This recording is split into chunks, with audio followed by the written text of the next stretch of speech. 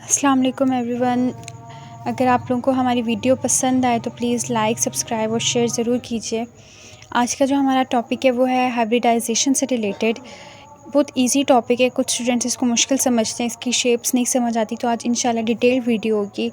और ये बहुत ज़्यादा इंपॉर्टेंट क्वेश्चन है, एज़ अ लॉन्ग आता है पंजाब बोर्ड में भी और फेडरल बोर्ड में भी ये क्वेश्चन एज़ अ लॉन्ग आता है, इससे शॉर्ट्स भी बनते हैं। तो टाइम वेस्ट किए बगैर हम अपने टॉपिक की तरफ चलते हैं। और जिस तरीके से ये लिखा हुआ है आप एज़ इट इज़ ऐसे लिखे तो आपके मार्क्स वगैरह नहीं कटेंगे। सबसे पहले हाइब्रिडाइजेशन किस चीज़ को कहते हैं? The process in which atomic orbitals of different shapes and energies intermix to form the equivalent degenerate atomic orbitals are called hybridization. Hybridization उस चीज़ को कहते हैं जिसमें एटॉमिक ऑर्बिटल्स किसी भी डिफरेंट शेप्स या उनकी एनर्जीज़ क्या हो वो डिफरेंट हो और वो इंटरमिक्स यानी कि कंबाइन हो जाएं और वो as a result degenerate atomic orbitals बना दें।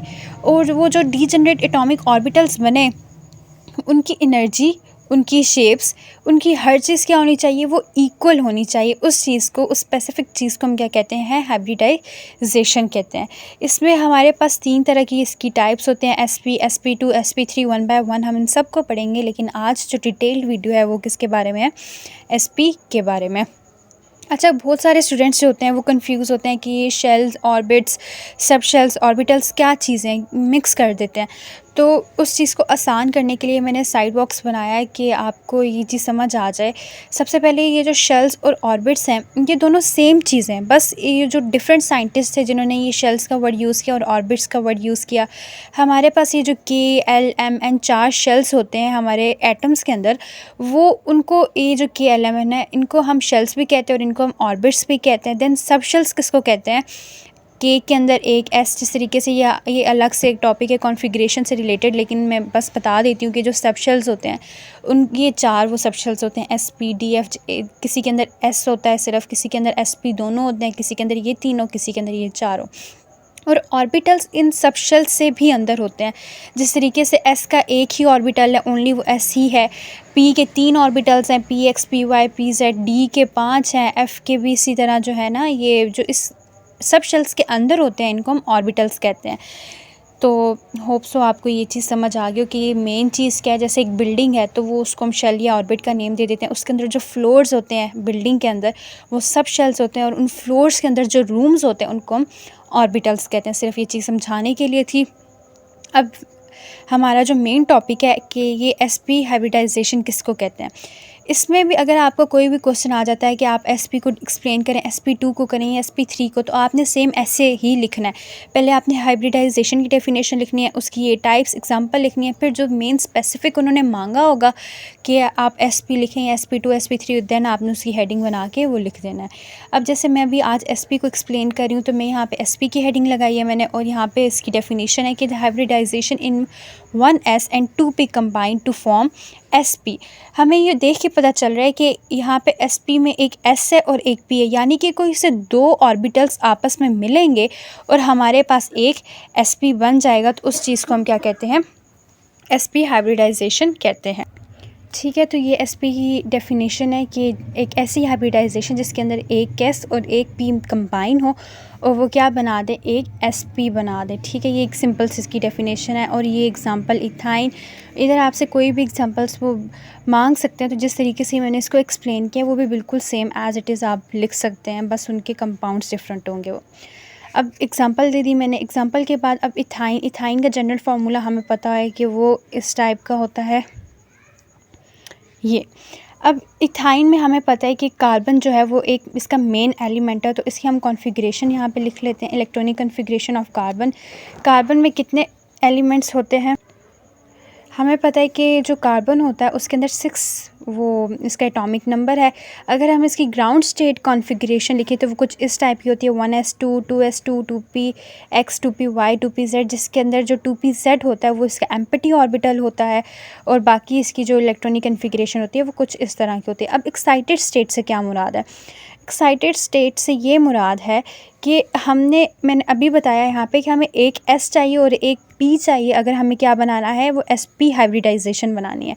अब जैसे यहाँ पे S में कितने इलेक्ट्रॉन्स है? 2 इलेक्ट्रॉन्स और ये एक एम्प्टी है। तो एक्साइटेड स्टेट में हम ये काम कर सकते हैं कि इसका एक इलेक्ट्रॉन किस वाले का, इस 2s2 का जो लास्ट शेल है, ठीक है। अगर यहाँ पे 1s2 2s2 और यहाँ पे 3 वाली वैल्यू स्टार्ट हो जाती तो हम उस 3 वाले शेल को लेते, लेकिन यहाँ पे एंडिंग क्या है, ये 2 शेल है, तो हमने इस 2 वाले को ही कंसीडर करना है। इस 1 से हमारा कोई ताल्लुक़ नहीं है। इस 2 वाले शेल के अंदर अब जैसे ये 2s2 है, ये कहेगा कि ये एक एम्प्टी है, तो मैं अपने भाई को ये एक इलेक्ट्रॉन दे देता हूँ। इसी तरीके से हम इसको याद करेंगे कि अपना एक इलेक्ट्रॉन ये यहाँ पे शिफ्ट कर देगा और ये अब चारों के चारों क्या बन गए, सिंगल बन गए। चारों के चारों में एक इलेक्ट्रॉन आ गया, ठीक है। एक्साइटेड स्टेट में उसने क्या किया, जहाँ पे उसके पास 2 इलेक्ट्रॉन्स थे उसने अपना एक इलेक्ट्रॉन ट्रांसफ़र कर दिया किसके अंदर, 2p-Z के अंदर।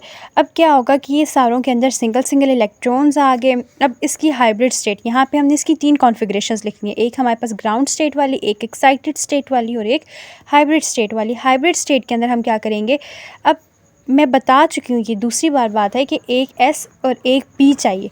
अब वो मेन बात आ गई कि हमें यहाँ से एक S, ये वाला S और एक ये 2px वाला P चाहिए, क्योंकि हमने sp बनाना है। हमने वही चीज़ ले ली कि ये 2 sp आ गए, एक S वाला और एक P वाला, जो कंबाइन करके क्या बना देगा, sp और sp बना देगा। और ये 2py और 2pz को हमने अनहाइब्रिड कह दिया, क्योंकि इनसे हमारा कोई ताल्लुक़ नहीं है।